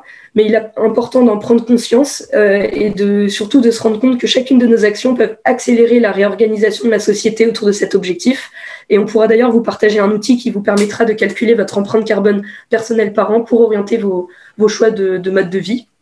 Donc après avoir vu tout cela, on peut se dire que la marche qui nous sépare de la neutralité carbone, elle est encore loin. Et en effet, vivre avec 2 tonnes de dioxyde de carbone par an dans la société actuelle qui n'est pas organisée pour telle relève un peu du parcours du combattant. Mais il faut savoir qu'une étude du cabinet Carbone 4 donne quelques ordres de grandeur utiles, et notamment les gestes individuels ne représentent que 25% des efforts à faire pour réduire suffisamment nos émissions de gaz à effet de serre et donc notre impact sur le climat. Et pour tout le reste, en fait, c'est l'État, les collectivités, les entreprises qui doivent aussi s'impliquer si on veut vraiment enclencher une transition à la hauteur des enjeux actuels. Donc les gestes individuels, ils sont importants, ils sont nécessaires, mais ils ne suffiront pas. Et c'est pour ça qu'on peut aussi avoir une vraie marge de manœuvre en ce qui concerne les mobilisations collectives. Et on le voit depuis plusieurs années, depuis 3-4 ans, on sent vraiment un mouvement de fond dans la société civile, auprès des jeunes, auprès de beaucoup de types de publics, et qui font monter la pression auprès des politiques et auprès du monde économique. Et les enjeux climatiques n'ont jamais été aussi visibles qu'aujourd'hui. C'est à la fois dû au fait que c'est des impacts qui sont de plus en plus visibles, mais c'est aussi dû à cette mobilisation citoyenne qui se fait de plus en plus sentir. Ça peut passer par plusieurs choses. D'abord, par le fait de se former à ces enjeux, parce que la connaissance est vraiment le fondement d'une action juste, c'est de connaître ce qui se passe, de connaître les mécanismes. Et c'est pour ça que d'ailleurs cette conférence avec Avenir Climatique, en fait, chaque année, 150 personnes sont formées à présenter cette conférence. Donc, ils sont formés pendant 4 week-ends dans l'année. Et ensuite, chacune de ces personnes, ou en binôme, va aller présenter cette conférence auprès de différents types de publics. Donc, ça permet d'avoir aussi un effet boule de neige là-dessus. Il y a plein d'autres associations aujourd'hui qui s'engagent, comme Citoyens pour le climat aussi, la Fresque du climat, qui s'engage pour faire connaître ces enjeux et donner des clés de compréhension aux citoyens. Ça peut aussi passer par changer son mode de vie pour montrer qu'une société bas carbone est possible et souhaitable. C'est vraiment l'idée aussi de visibiliser et de montrer toutes les alternatives qui existent et qui sont possibles, dont on entend finalement assez peu parler dans les grands médias, mais pourtant la diversité des alternatives est incroyable et assez foisonnante en ce moment. Et non seulement ça montre qu'il y a plein d'alternatives possibles, et ça montre aussi que c'est désirable et que c'est souhaitable. Donc là aussi, il y a énormément d'initiatives, on a mis des petits exemples ici, mais il y a beaucoup de choses à trouver, peu importe le type de sujet, que ce soit les voyages, les modes de vie, les écolieux, les loisirs. Il y a plein de choses pour agir et faire les choses autrement et bas carbone. Ça peut aussi passer par du lobbying, parce qu'on connaît tous les verrous et le poids des lobbies dans le monde politique et économique. C'est essentiel de pouvoir faire contrepoids et de pouvoir nous aussi avoir une action auprès des politiques, que ce soit donc dans des actions de lobbying, mais ça peut aussi passer par s'impliquer en politique et s'intéresser par exemple à la démocratie participative qui est de plus en plus importante dans beaucoup de villes aujourd'hui. On l'a vu aussi à l'échelle nationale un petit peu avec la Convention citoyenne pour le climat, mais il y a de plus en plus de villes, de départements, de régions qui essaient de créer plus de participation des citoyens et beaucoup d'associations comme par exemple Green Lobby qui travaillent à redonner du pouvoir aux citoyens, à montrer que la politique, c'est pas seulement les partis, qu'il y a une grande méfiance aujourd'hui envers le monde politique, mais il y a énormément de choses à faire pour s'impliquer en politique de plein de façons différentes et qui peuvent plaire et convenir à tout le monde. Et ça passe aussi de plus en plus actuellement par des actions de mobilisation, donc par des grèves, par des marches pour le climat. On l'a vu ces derniers temps avec les grèves, les mouvements des jeunes pour le climat, et aussi par des actions de désobéissance civile. Donc on a vu beaucoup de jeunes qui allaient bloquer des grandes entreprises pour les mettre face à leurs responsabilités sur les enjeux climatiques.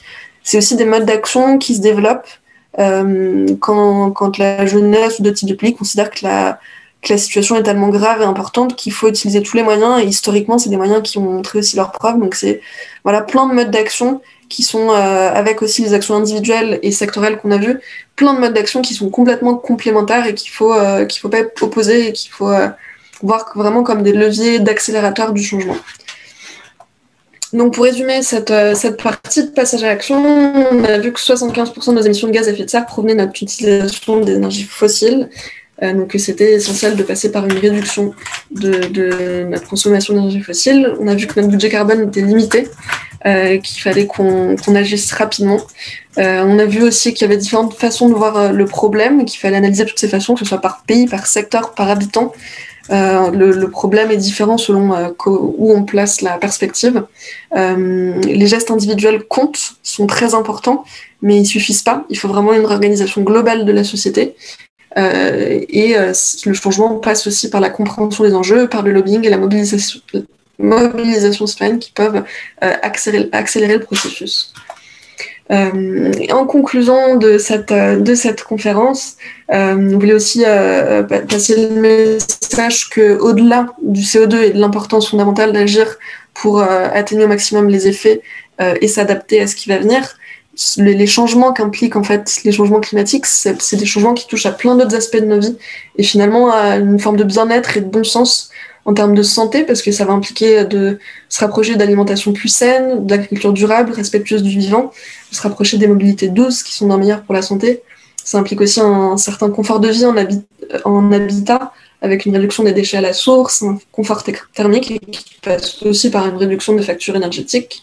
Le fait de relocaliser les activités, de donner plus d'importance aux local, aux citoyens, aux artisans, aux agriculteurs locaux, ça permet aussi de développer une forme d'indépendance géopolitique qui va être fondamentale en fait, dans l'avenir où on va être amené à avoir des ressources vivantes et non vivantes, et une forme de stabilité politique. Et enfin, en termes d'économie, le chantier de tous ces changements, c'est aussi un énorme potentiel de création, d'innovation.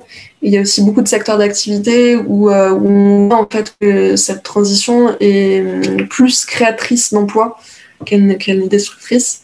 Donc c'est vraiment un changement de nos modes de vie qui implique aussi une réorganisation qui va dans le sens du bon sens et dans le sens de notre bien-être. Et ce qu'on voulait aussi dire, en sortant un petit peu de la casquette scientifique par rapport à notre vécu, là, il y a plein d'images en fait qui sont assez désirables, mais c'est aussi de voir que ce changement, parfois, il est considéré comme étant contraint et comme étant difficile à entreprendre, mais au fil du temps, on se rend compte qu'il n'y a rien de plus épanouissant que de mettre en cohérence ses intentions et ses valeurs avec ses actions au quotidien, et que c'est vraiment se rapprocher de l'essentiel. Découvrir plein d'alternatives, plein de gens, se baser sur la solidarité, sur l'entraide, sur l'action. Et donc c'est juste foisonnant de vie, ce changement. Donc c'est aussi le message qu'on voulait faire passer en cette fin de conférence, et après beaucoup est aussi difficile à entendre. Du coup, merci beaucoup pour votre écoute et puis on espère que vous avez appris des choses, on n'est pas allé trop vite ou que c'était assez clair. Avant de prendre un temps de réponse, on va vous envoyer un lien dans le chat, donc vous avez juste à cliquer dessus. Et en fait, on vous invite à y noter tout simplement dans la barre pour taper des mots comment vous vous sentez après cette conférence. Quelles sont les émotions que vous avez? Est-ce que c'est de la colère? Est-ce que c'est de la frustration, de la tristesse? Donc, vous pouvez écrire les mots que vous souhaitez. Alors, est-ce que vous avez... Je vais vous envoyer le lien. Je vous donne juste un petit exemple. Normalement, j'ai encore mon écran partagé. Donc là, il faut juste taper dans la barre de recherche. Là, par exemple, je vous dis merci à tous. Et écrire et taper ici. Et le mot s'affiche ensuite. Donc, je vous envoie juste le lien directement dans le chat. Hop. Où est-ce qu'il est le chat?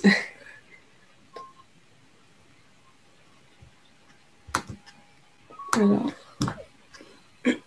Retourne. En attendant que votre recherche, je voudrais vraiment vous féliciter toutes les deux pour cette formidable conférence en un temps record, mais même si on sait déjà des choses, on en a encore appris beaucoup, il y en a encore beaucoup, et surtout, c'était très mobilisateur. À la fin, vos dernières diapositives incitaient vraiment à partir tout de suite pour agir. Merci beaucoup Marie-Louise. Et du coup, vous avez le lien normalement donc dans le chat. Donc en fait, l'idée c'est que chacun rentre donc des mots et en fait, plus un mot va être cité, plus il apparaîtra en gros. Ah ouais, je vois que je partage pas le bon écran. Je vais le refaire avec donc mon écran comme ça. Hop, là ça devrait marcher. Voilà. Exactement.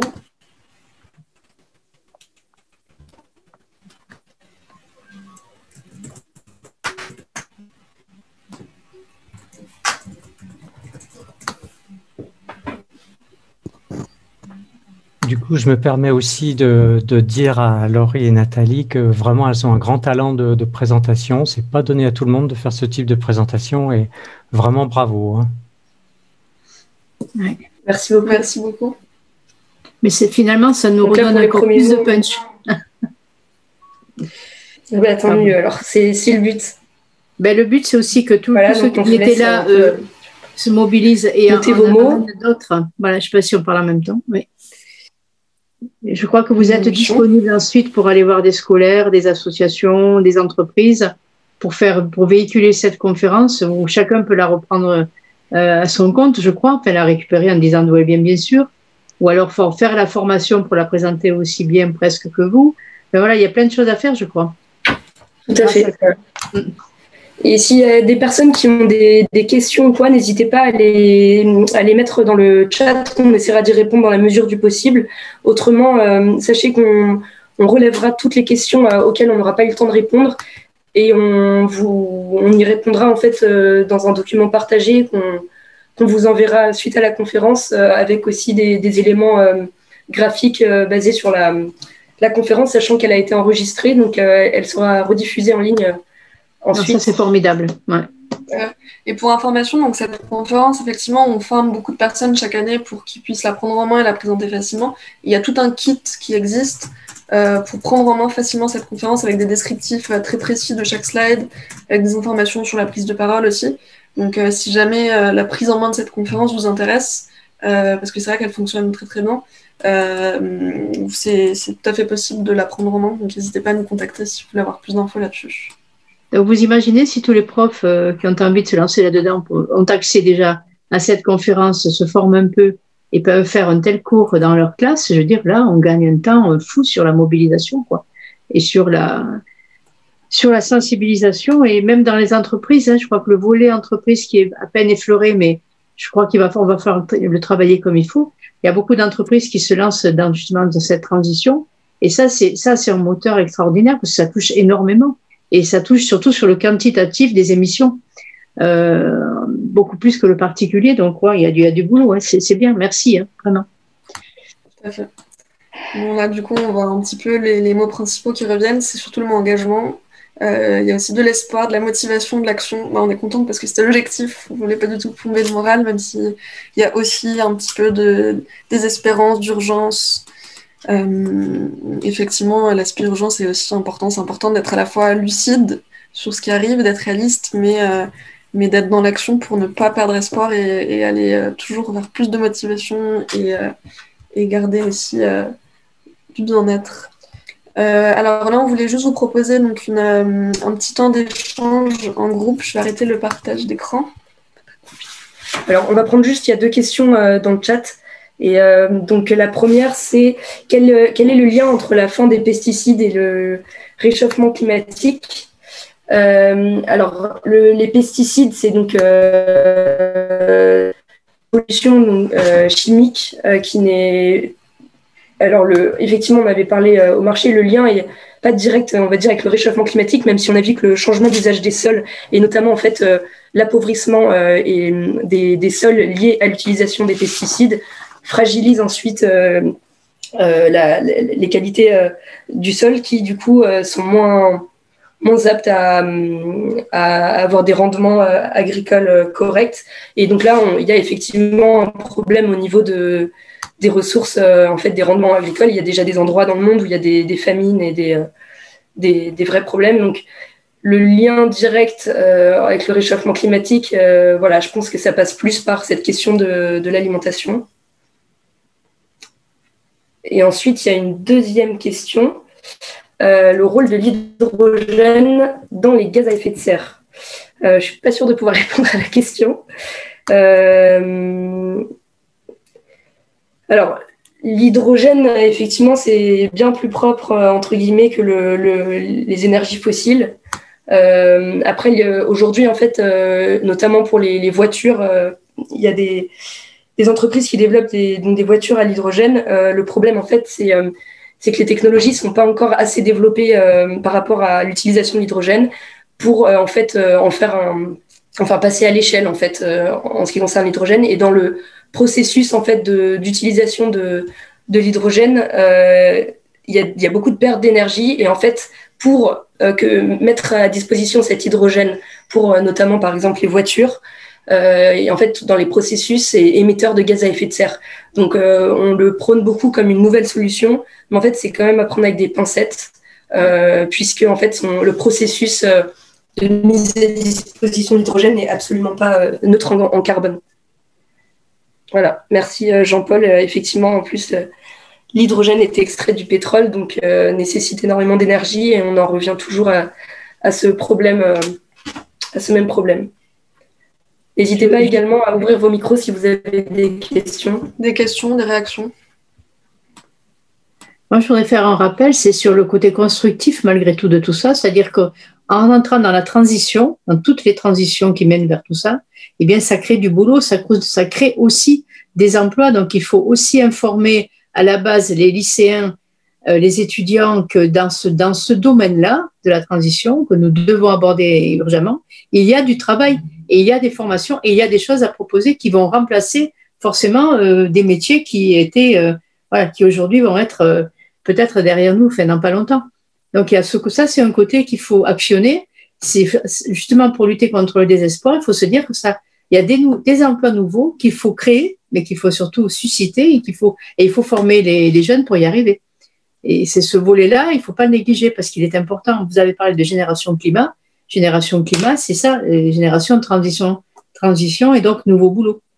Il ne faut pas perdre ça de vue quand vous irez dans les lycées, puisque vous pourrez aussi vous proposer pour des lycées. Je veux dire, par rapport aux formateurs que sont les enseignants et les établissements scolaires, il faut le dire et le redire et il faut bien sûr après proposer derrière.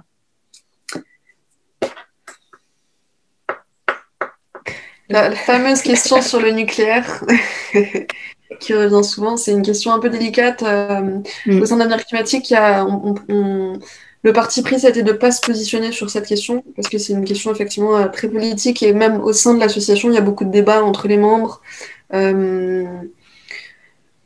C'est compliqué parce que c'est effectivement, on l'a vu, je ne sais pas si vous vous souvenez sur le graphique où on garde la même quantité de nucléaire, qu'on multipliait les énergies renouvelables par 4 et qu'on divisait les énergies fossiles par 6, ça couvrait seulement 80% de nos besoins. Donc c'est vrai que d'un point de vue purement climatique et purement CO2, gaz à effet de serre, c'est considéré comme une énergie de transition parce que le nucléaire est décarboné, même si pas 100% décarboné, mais par rapport au reste, c'est vraiment décarboné. Donc c'est pour l'instant, par rapport aux autres énergies et considérant qu'on ne pourra pas, avec la situation actuelle, réduire notre consommation d'énergie du jour au lendemain de 80%, c'est une énergie de transition. Après, au-delà de la question purement climatique, le nucléaire pose tout un tas d'autres problèmes qui sont aussi importants que le climat. Donc là, c'est des positionnements aussi à titre personnel, mais moi, à titre personnel, j'ai vraiment beaucoup de mal à me faire un avis parce que c'est un peu un tiraillement entre la question climatique et la réalité de la situation aujourd'hui et tous les autres problèmes de risques vraiment graves d'accidents nucléaires qui sont des vrais risques, de traitement des déchets, de radioactivité, que c'est une énergie qui est pas du tout respectueuse du vivant, quoi. Et donc c'est une question compliquée. Tout à fait. Et il y a une autre intervention dans le chat qui dit qu'il y a une urgence en fait aujourd'hui par rapport notamment à ces constats climatiques qui ne peuvent pas attendre que seuls les jeunes entre guillemets passent à l'action. Et effectivement, là aujourd'hui, on le voit bien à travers les constats qu'on a mis en évidence aujourd'hui, qu'il est déjà trop tard il est déjà un peu trop tard. Donc effectivement, là, nous, à travers ce projet d'un festival à l'autre, en fait, on intervient notamment dans les écoles, mais aussi auprès des entreprises ou des associations et du grand public pour essayer, de faire prendre conscience en fait aux gens que chaque petit acte va compter en fait et chaque degré économisé en fait est bénéfique.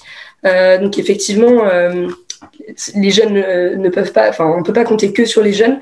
Et en même temps, c'est important aussi que les générations actuelles, les jeunes générations actuelles en fait grandissent avec cette nouvelle vision en fait de vivre en société, à travers les choix de consommation, les habitudes quotidiennes. Donc, je pense qu'il faut une mobilisation de tout le monde. Et effectivement, l'urgence est telle qu'on peut pas trop. Enfin voilà, on a un peu la responsabilité de ceux qui savent, et je pense que ça dépasse la notion de l'âge, effectivement. Tout à fait. Mais si nous on est là aujourd'hui, tous, c'est bien parce qu'on a cette conscience-là et que tout le monde doit se mobiliser à tous les âges. Mais la formation, c'est le moyen terme. Voilà. Est-ce que vous avez d'autres questions? N'hésitez pas à prendre la parole également.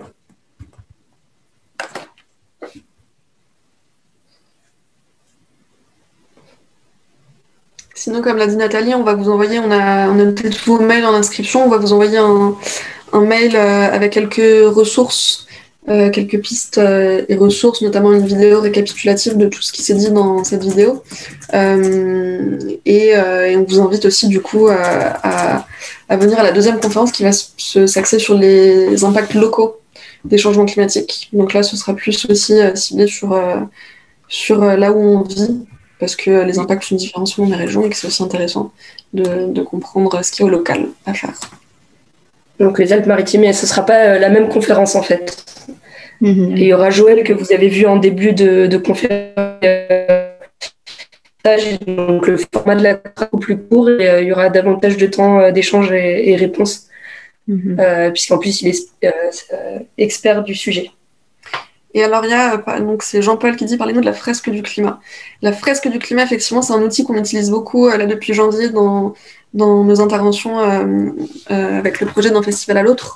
On fait à la médiathèque, notamment tous les samedis après-midi, de 14h à 17h. Donc là, il y a 2 semaines de pause, mais ça reprendra après, si ça vous intéresse. Et on utilise aussi cet outil dans les écoles. Donc en fait, la fresque du climat, c'est un outil ludique et pédagogique pour transmettre des connaissances autour du climat. Donc c'est vraiment axé sur... c'est à peu près les mêmes messages clés et informations que cette conférence, mais c'est un jeu basé sur l'intelligence collective, donc il y a 42 cartes de jeu, et c'est des groupes de 6-8 personnes qui sont autour d'une table et qui collectivement vont essayer de placer ces cartes en fonction des relations qu'il y a entre elles, de cause à effet. Donc il y a des cartes qui sont basées sur les origines des changements climatiques, les activités humaines, des cartes qui sont basées sur les mécanismes, les boucles de rétroaction par exemple qu'on a vues, et des cartes qui sont basées sur les conséquences. Donc il y a toute une partie où on place ces cartes en groupe, en intelligence collective, Et le fait de lier ces cartes et de l'avoir sous forme de jeu et de fresque, donc ça fait vraiment une fresque à la fin. Il y a une deuxième partie de créativité où on illustre la fresque avec des flèches, avec un titre. C'est un super outil d'entrée en matière qui aussi crée du lien et de la discussion entre les participants. Et il y a toute une deuxième partie de cet atelier qui est basée sur des ressentis, l'accueil des émotions et sur les solutions, la mise en action. Donc voilà, je sais pas si c'est chose à ajouter. Et il y a une Yves qui nous dit est-ce que vous êtes au courant de la mobilisation du 9 mai pour la marche pour une vraie loi climat? Oui, tout à fait. Moi, à titre personnel, j'ai prévu d'y aller. Donc là, c'est à Nice et il y a déjà eu la dernière fois, le 28, effectivement, pour faire suite à la Convention citoyenne pour le climat, une première marche.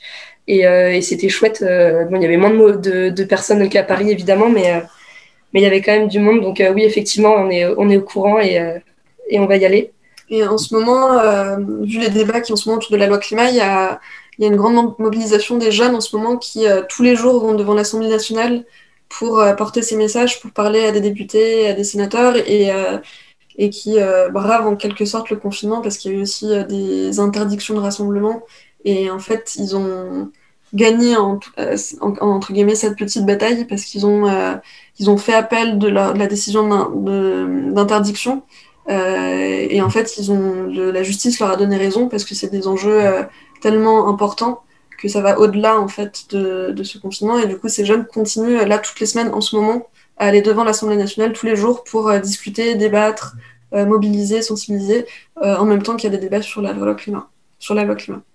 Laurie et Nathalie, si je peux, ok, si vous êtes bien au courant de cette mobilisation du 9 mai, bon, je vois que vous suivez aussi l'activité devant l'Assemblée, je pense que c'est très très important. Est-ce que une mobilisation à Mouans-Sartoux spécifique, auquel il faudrait qu'on réfléchisse, on en avait parlé avec Malou un petit peu, est-ce que j'en ai parlé aussi avec les Coquelicots, avec Nathan, Gilles des Coquelicots. Est-ce qu'on ne pourrait pas organiser quelque chose le 9 mai à Mouans-Sartoux qui ait finalement peut-être plus d'impact que quelques-uns à aller à Nice, en plus avec tous les problèmes liés au Covid, etc. Voilà. Bon, j'aimerais bien en discuter avec vous si vous êtes disponible. Mais je pense qu'on pourrait faire quelque chose de bien parce que c'est vrai que tout le monde n'ira pas à Nice alors qu'à Mouans-Sartoux, si on est mobilisé comme ici déjà, on est déjà 40 et voilà. Tous ceux qui ne peuvent pas être là. Donc, on sait qu'on peut faire. On l'avait fait déjà il y a un an ou deux, enfin, quand, comment il s'appelle, notre ministre, l'ancien ministre à l'Environnement avait démissionné, Nicolas Hulot, on s'était déjà mobilisé, vous vous rappelez. Et je pense qu'on peut préparer ça de plus près. Si vous êtes tous d'accord déjà pour y être, ça fait déjà un beau rassemblement. Après, il y a les règles sanitaires.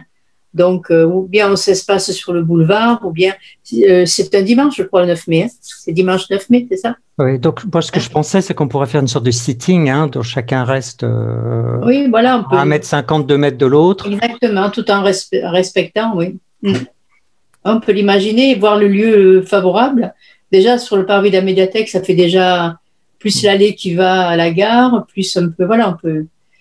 Oui, on peut faire un sitting. Ouais. Je trouve que c'est une super idée aussi. On pourrait aussi prévoir je sais, mais j'ai pas encore des idées d'informations sur ce qu'est cette loi climat. Je sais pas, des tracts ou des discussions collectives pour s'informer ensemble en fait de ce qu'implique cette loi, de pourquoi c'est pas à la hauteur de ce qu'on demande, etc. Ouais. Je pense que ça pourrait être hyper intéressant et pertinent de le faire. Ouais. Il y a un an aussi qui me dit « Merci, mais ce sont les adultes et les décideurs qui ont les moyens de lutter contre les effets du dérèglement climatique. » Donc, en ce qui concerne la partie adulte, je pense que c'est comme on l'a dit, c'est vraiment à tout le monde d'agir. Et effectivement, aujourd'hui, on est dans une société où les adultes ont souvent plus de pouvoir de décision, mais on voit de plus en plus que vraiment des jeunes peuvent avoir une marge de manœuvre et une capacité d'action. Et sur les décideurs aussi, on peut... Et on doit aujourd'hui, oui, le poids des décisions est entre leurs mains, mais on peut vraiment avoir une influence sur eux, que ce soit par de la formation et de la sensibilisation, par des actions de lobbying, etc. Et justement, c'est hyper important d'avoir ce poids-là. Même si le rapport est inégalitaire, on a aussi une marge de manœuvre au local, d'abord, et on peut se mobiliser pour créer plus de formation, d'information, de mobilisation, de lobbying autour des décideurs qui ont le pouvoir de décision. Oui, alors je voulais remercier nos deux présentatrices. Merci beaucoup. Je remercie particulièrement Laurie d'avoir essayé de répondre à ces questions sur l'hydrogène. La réponse n'est pas facile. Oui, merci. Merci d'avoir tenté une réponse. Et je voulais remercier Malou en même temps d'avoir eu cette excellente initiative. Merci. Merci à tous. Merci beaucoup. On a également une remarque là sur le fait que après avoir été sensibilisés, il y en a qui continuent à rentrer dans la vie active et qui intègrent le système. Mais c'est vrai qu'en fait, comme on l'a vu, un secteur en transition, en fait, c'est des métiers à créer aussi, à réinventer pour demain, une nouvelle forme de vivre ensemble et de société.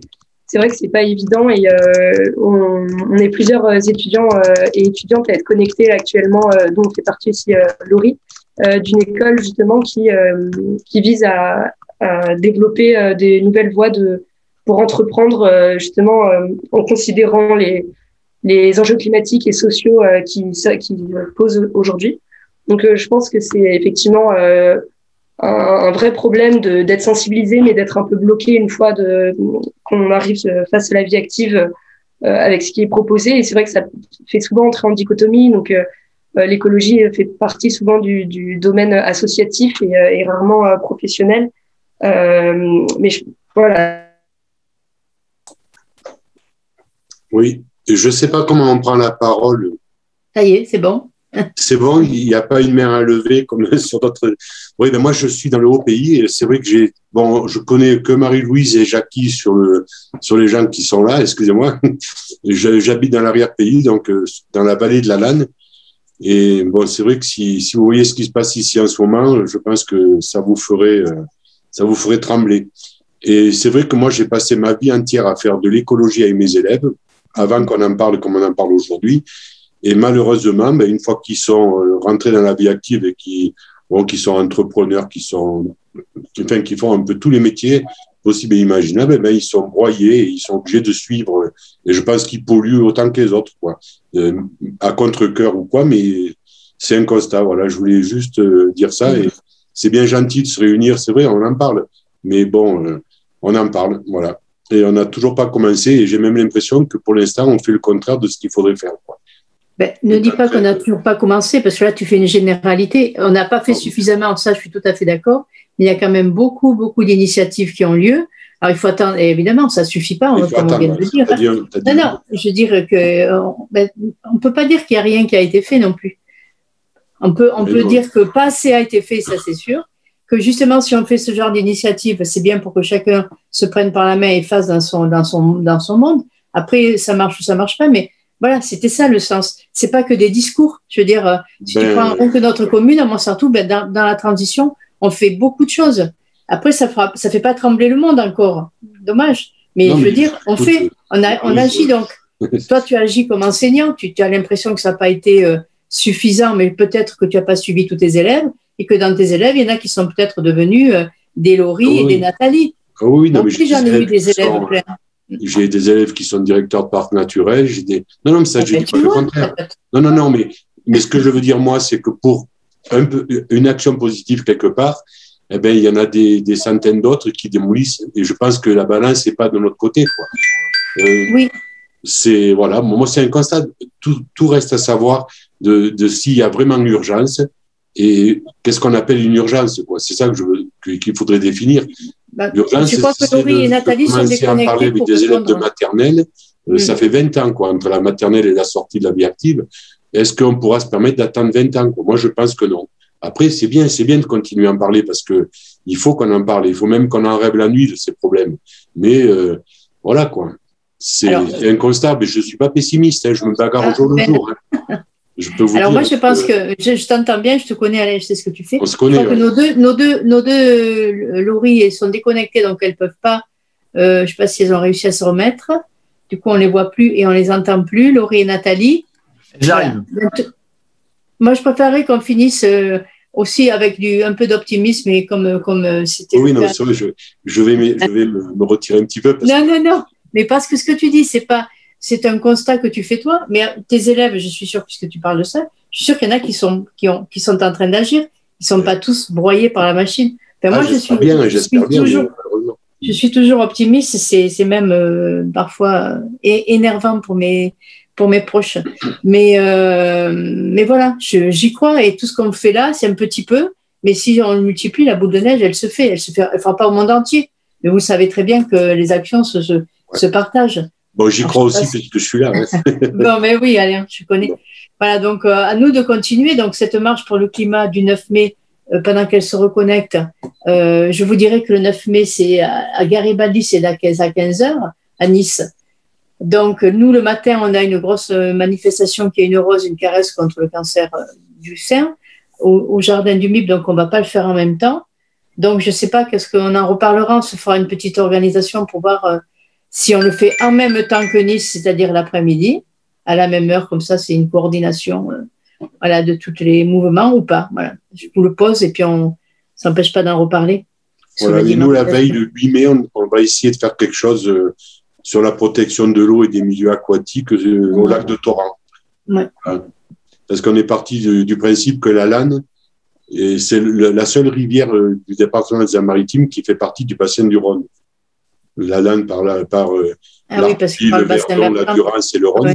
Donc, on a pris ça comme symbole et on va essayer de faire une journée dédiée à l'eau et donc à l'environnement. Voilà, on vous y invite. Et puis, non, mais c'est bien cette conférence, franchement, c'est génial. Il faut renouveler. Parce que cette conférence, c'est pas que nous. Là, on y est 40. Cette conférence, elle est disponible pour tous ceux qui la souhaitent. Donc, elle peut faire plein de petits parce qu'elle peut aller, chaque prof peut la demander s'il a envie de s'en servir dans sa classe. Instit, pas que prof, parce qu'on peut commencer tôt aussi, c'est pas négligeable. Aller dans l'entreprise avec, aller dans des milieux associatifs avec, et on va la diffuser aussi sur YouTube. Enfin, voilà, c'est un outil vraiment tellement, je trouve, c'est tellement fort, tellement pédagogique et tellement bien expliqué que même quand on ne sait pas grand-chose, on comprend le système, on comprend les mécanismes, c'est vraiment bien fait. Alors, attendez, je crois qu'il y a quelqu'un qui demande... C'est Magali Chabert, pardon, voilà. Oui, bonjour. Merci de me donner la parole. Je voudrais juste compléter, effectivement, je suis assez d'accord avec monsieur en disant qu'on a toujours l'impression de ne pas être assez nombreux. Ce qui change, c'est peut-être qu'il y a une diversité plus grande de population. Et à l'heure actuelle, des outils comme la fresque du climat, une fois qu'on l'a suivi une fois, on peut se former et devenir animateur.